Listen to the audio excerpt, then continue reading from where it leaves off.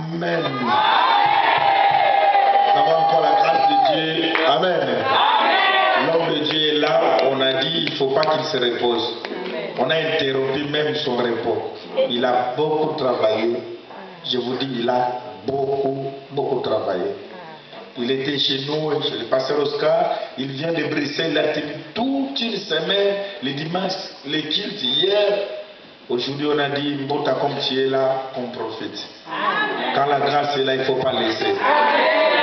Amen. Est-ce qu'on est prêt à recevoir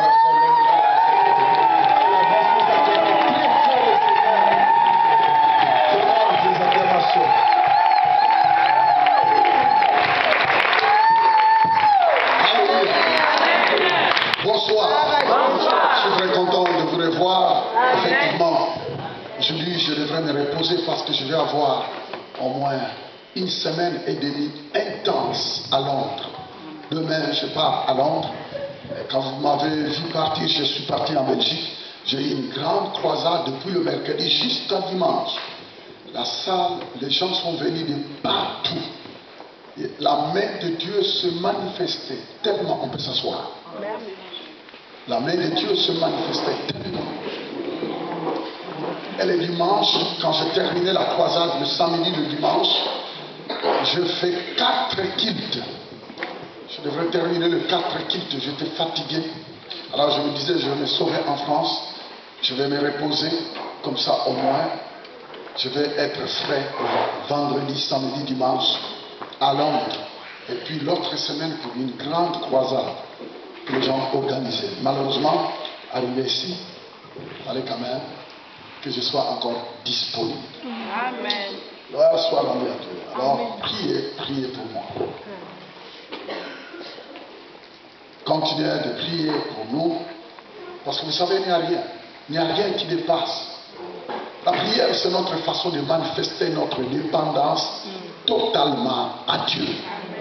Un homme ou une femme qui prie manifeste sa dépendance à Dieu. À Dieu. Et c'est très important de réaliser cela. La prière, c'est ça qui va te distinguer. Mais il y a prier et prier. Il faut prier avec connaissance pour ne pas tâtonner. Parce que ce n'est pas parce qu'on prie que Dieu nous exauce. Il y a des principes qu'il faut réaliser. Il y a des principes qu'il faut mettre en place. Parce que sinon on passe à côté. Mais aujourd'hui, je ne parlerai pas de cela. Si le Seigneur le veut, un jour, j'en parlerai. Il faut que Dieu me donne encore le temps. J'aimerais bien parler ce soir sur la capacité. Dites avec moi la capacité. La capacité. J'aimerais bien être bref. La capacité,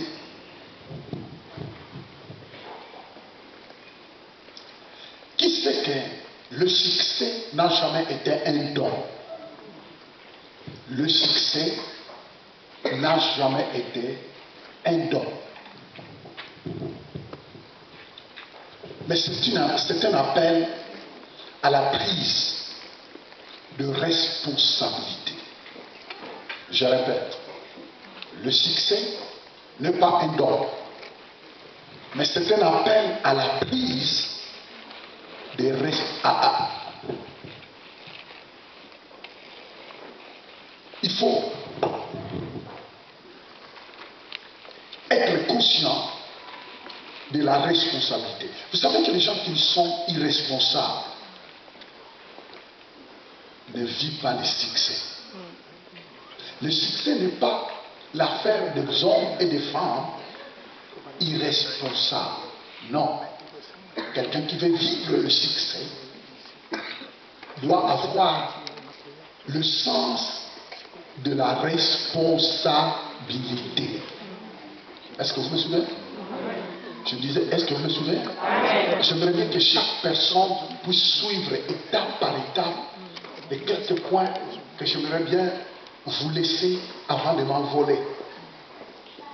je veux vous laisser 2 points clairs. Parce que mon souci, c'est quoi? Mon souci, c'est que demain, quand je te reverrai, c'est que tu puisses expérimenter ces succès-là, mais personnellement. Hello? Ne croyez pas que le succès est un don. Non. Prendre conscience de la responsabilité. Je répète, pour que tu comprennes cela, que les irresponsables ne réussissent jamais. Vous me suivez? Amen. Les irresponsables ne réussissent Jamais. On ne peut pas demander des exploits à un irresponsable. Un irresponsable, c'est quelqu'un qui n'est pas conscient de ce qu'il veut. Mais je voulais vous dire cet après-midi qu'il y a un brillant avenir qui t'attend. Amen. Je disais qu'il y a un brillant avenir qui attend chacun de nous. Amen. Je répète, tu peux ne pas croire, ça ne m'intéresse pas, moi je passe. Mais moi je dis qu'il y a un brillant avenir qui t'attend. N'attendez pas que tout le monde ait pitié de toi.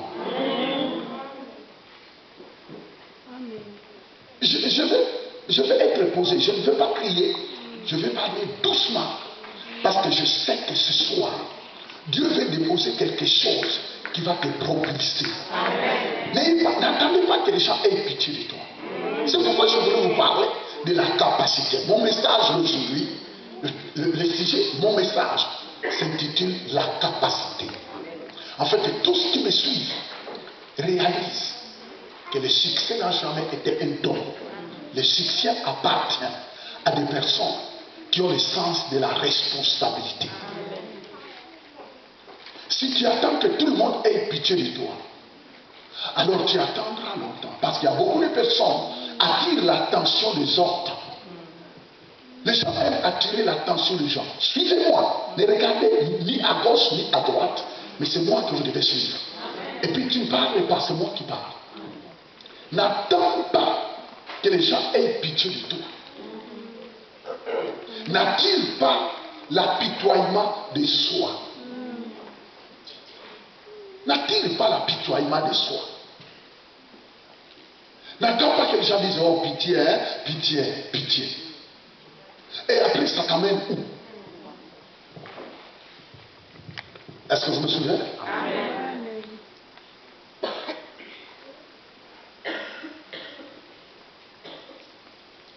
Normalement, tu devrais être un homme, une femme qu'on doit envier. Tu dois devenir un homme et une femme qu'on doit envier. N'attendez pas l'apitoiement de soi. N'attendez pas que tout le monde dise oh pitié, pitié, pitié. Non. Tu dois devenir un homme, une femme qu'on doit commencer à envier. Mets cela dans ta tête. Et j'aimerais bien qu'en sortant d'ici, que c'est un message que chaque personne les commande. Parce que vous savez que les sensations, crier, ce n'est pas ça qui t'amène loin. C'est bien, il y a un temps, je les chante, on crie. Mais il faut comprendre le principe parce que tu cries, quand tu pries, sans connaissance, tu passes à côté. Et c'est ça qui fait la frustration de plusieurs personnes dans les églises. Les gens sont frustrés parce qu'ils viennent, ils prient, ils crient, mais ils tournent en rond, il n'y a rien qui va. Maintenant, il est frustré. Il pense que non, je crois qu'il y a une autre église qui est à côté qui fait mieux. Mais non, premièrement, toi-même, tu dois prendre une prise de conscience.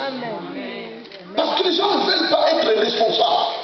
Les gens ne veulent pas être responsables de leur avenir, de leur sort. Ne veulent pas.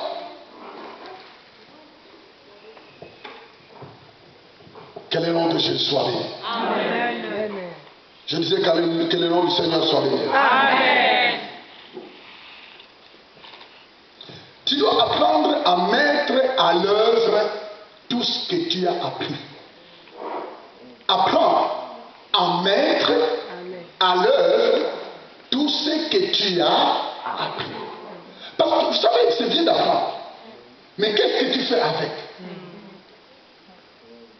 Tu apprends constamment. Tu apprends quotidiennement. Mais qu'est-ce que tu fais avec? Apprends à passer à l'action de tout ce que tu as appris. Et c'est ça qui va t'aider à entrer dans le chemin du succès. Mettez à l'aise. La Bible ne vous bornez pas à écouter, mais appliquez ce que vous recevez.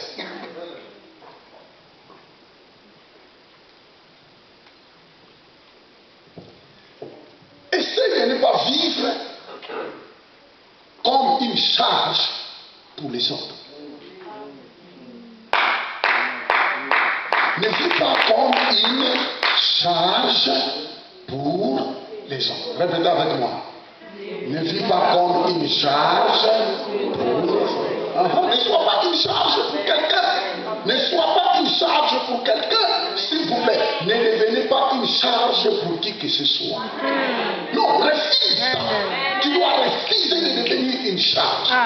Tu dois être conscient. Tu dois prendre une prise de conscience. Non, ne refuse l'apitoiement. N'attirez pas l'apitoiement de qui que ce soit. Ne sois pas une charge pour quelqu'un. Non, sois un homme, une femme qu'on doit envier. C'est là où Dieu veut t'emmener. C'est dans ce niveau-là que Dieu veut t'emmener. C'est très important de comprendre cela. Non, refuse de vivre comme une charge pour quelqu'un d'autre. Tu dois comprendre que tu es un atout. Je dis bien un atout. Je pèse bien mes mots.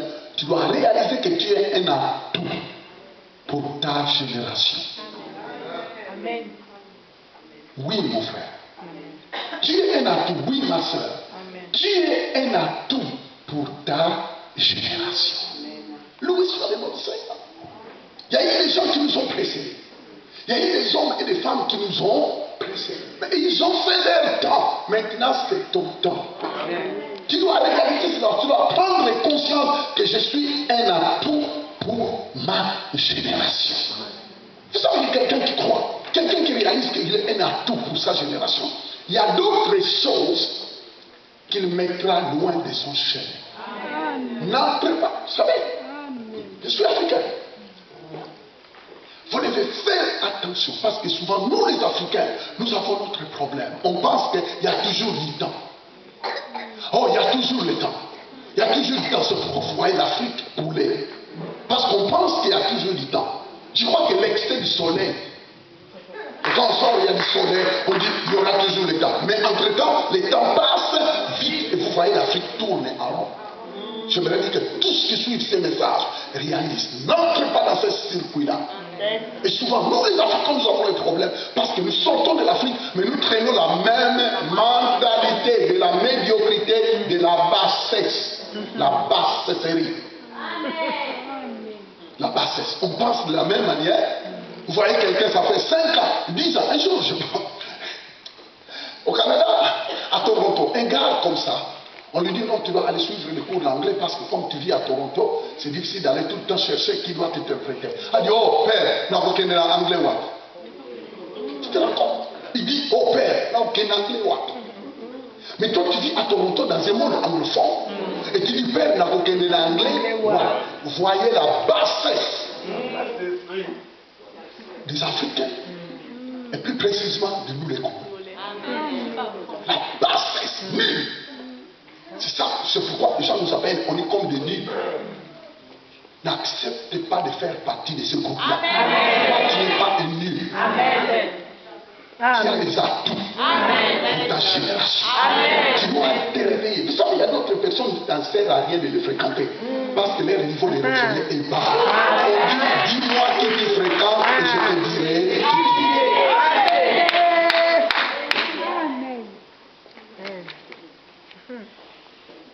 Qui comprend? Tu dois te révolter. Mais les amis, il n'y a qu'une seule vie. Et les années passent. Les mois passent.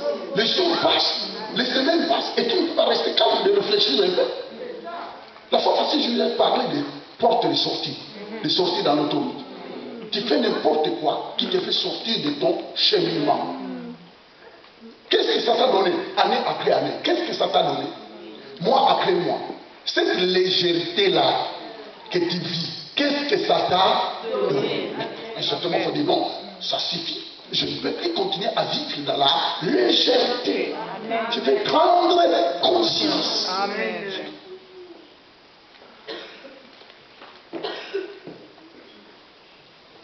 Y a-t-il quelqu'un qui me suit? Amen.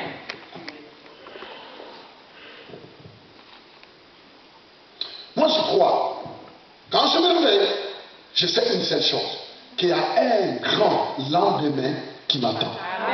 Même si aujourd'hui, je ne sens rien, même si aujourd'hui, je ne vois rien, mais je sais une seule chose, qu'il y a un grand lendemain qui m'attend. Quand tu te réveilles, écoutez, peu importe les réalités, quand tu te réveilles, vous savez, il y a d'autres réalités qui commencent à 4 h du matin, à 3 h du matin, comme si quelqu'un te réveille, tu n'as plus sommeil. Tu commences à réfléchir, tu commences à penser, et finalement ma vie. Non, un homme de foi ne vit pas au présent, mais vit au futur. Prépare son futur. Il y a un grand lendemain que tous les magiciens, que tous les sorciers de ta famille s'élèvent, mais moi je te déclare, je dis ici qu'il y a un grand lendemain qui t'attend. Ne sois pas influencé par ce que tu vois. Il y a un grand lendemain qui t'attend, qui est un atout pour ta génération maintenant. C'est pourquoi tu es appelé à distinguer. Vous savez que les personnes qui croient qu'il y a un grand lendemain qui l'attend ne vivent pas de la même manière. Les gens qui savent qu'il y a un grand lendemain qui est devant lui ne vivent pas toujours de la même manière. Vous savez pourquoi les gens se suicident?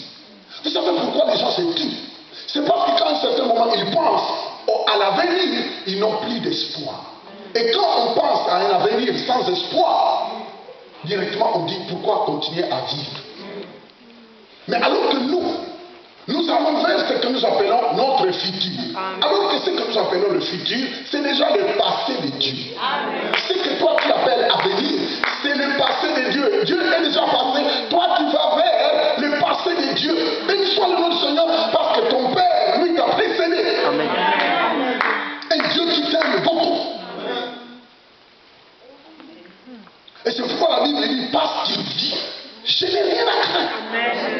On chante souvent. Parce qu'il vit, je n'ai rien à craindre.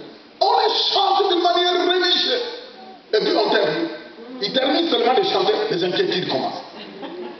Mais où est la foi? Je disais, où est ta foi? Parce que tu viens de chanter que tes lendemains sont assurés. Tu venais de chanter tout de suite là que tes lendemains sont assurés. Parce qu'il vit. Qui vit? Lui, il vit. Il vit.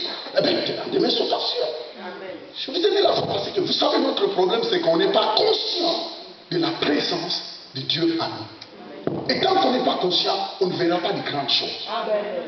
La conscience.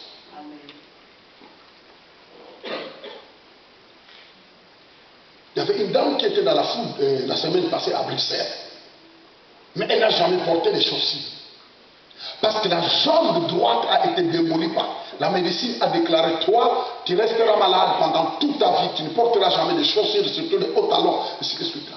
Et j'étais en train de prêcher, je pense que je dis, madame là, au fond, oui, tu as un problème avec ta jambe. Or qu'elle elle est responsable de maman, d'une grande. Elle dit, lève-toi parce que Jésus va te guérir. Elle se lève, tout le monde connaissait son problème. Elle arrive, je dis, assis-toi. Et que la puissance de Dieu arrête cette situation. Que dès maintenant, que ta jambe fonctionne normalement. Mais attends, tu peux me dire, mais comment tu peux déclarer une chose comme ça? Mais c'est parce que je suis conscient de la présence de Christ dans moi. Le problème, ce n'est pas moi. Le problème, c'est que moi, je déclare par la foi. Et Jésus est en action. Vous savez, le soir même, arrivé à la maison, elle a pris des chaussures là, des longs talons, sa fille. Elle a monté dessus, elle a commencé à vomir. Pour la première fois, le dimanche, elle est venue, elle a dansé tellement, elle sautait, tout le monde criait. Oh. Elle n'a jamais porté des chaussures de hauts talons pendant toute sa vie. Là, elle les porte. Tout simplement parce qu'il y a quelqu'un qui est conscient de la présence de Christ. Dans ça. Et quand je vous dis qu'il y a un grand lendemain devant toi, c'est à cause de Christ en toi. Amen. C'est à cause de Jésus. Amen. Tu te rends compte comment tu peux passer ta vie d'une manière ordinaire en ayant le Créateur.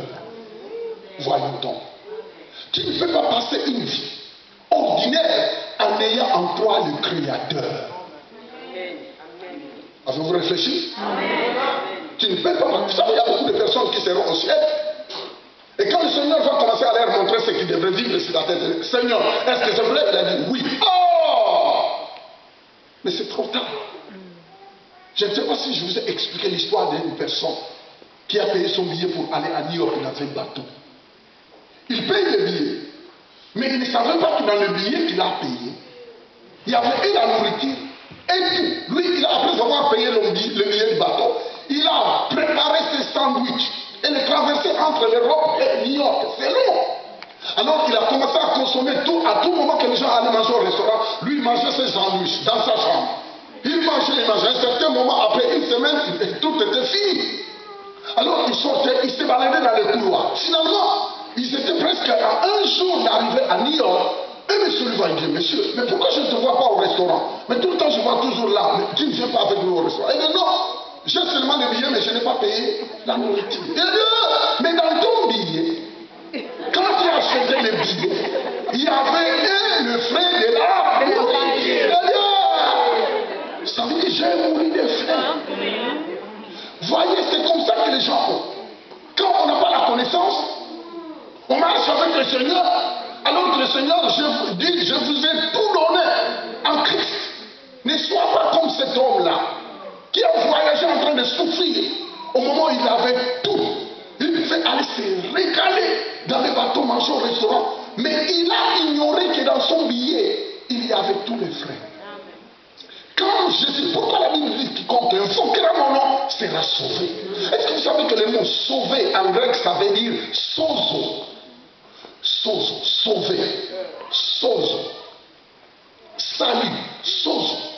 Ça veut dire dans le mot salut. Quand tu es sauvé, ça veut dire dans le mot sozo là, il y a la délivrance, il y a la guérison, il y a la prospérité, il y a la protection, il y a les pardons. Dans le mot sauvé là, il y a tout. Maintenant, comme toi tu ne connais pas, tu tournes dans, tu commences à demander, comme monsieur et madame, tout le monde, parce que tu ne sais pas que quand Christ est mort à la croix, il a tout payé pour ton séjour sur la terre, avant de le rejoindre au ciel. Et c'est pourquoi il faut développer ta foi. Il faut connaître, parce que la Bible nous peut préparer votre connaissance. Et si tu ne sais pas ce qui est inclus dans les saluts, ce qui est dans la clause, dans ces clauses-là du salut, il y a tout. Ta guérison est là, ta protection est là, la prospérité est là. En fait, le salut c'est comme un paquet. Dans le paquet, il y a plusieurs. Quand tu ouvres un paquet, maintenant tu vois que le paquet est rempli de cadeaux. Amen. Maintenant qui t'a tué? C'est pourquoi je déclare qu'il y a un grand avenir devant toi. Amen.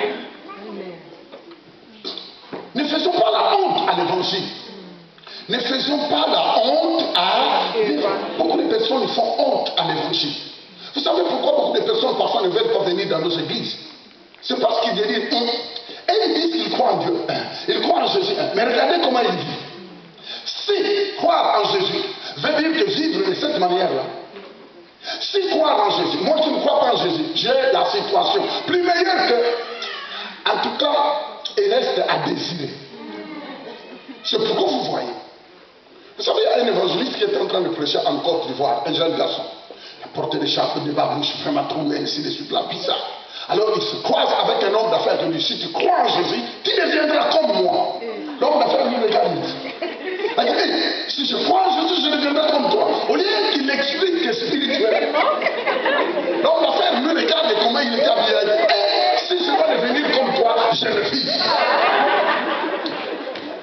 Ne sois pas un obstacle. Ne devenez pas un obstacle. Les amis, la foi en Jésus nous donne tout. Je vous l'ai dit, quand je donnais ma foi à Jésus, quand le Seigneur m'a appelé à prêcher l'évangile, dans les 4 coins du monde. Mon père, physiquement, n'avait pas l'argent. C'était un cultivateur. Comment est-ce qu'il pouvait m'envoyer dans les 4 coins du monde? Lui, il était cultivateur, là, au bas Congo, là, dans le fin fond du village. Il était un cultivateur. À peine la toute petite plantation de café qu'il avait ne pouvait même pas supporter mes études. Et j'étais obligé d'arrêter mes études à l'école secondaire. Tu te rends compte? Mais oui, parce qu'il ne pouvait rien. Il a vendu toutes les radios qu'il avait, il ne pouvait plus. Et à l'intérieur, il fallait payer des frais costauds. J'ai arrêté mes études à l'école secondaire parce que mon papa ne pouvait plus. Mais béni soit le nom du Seigneur.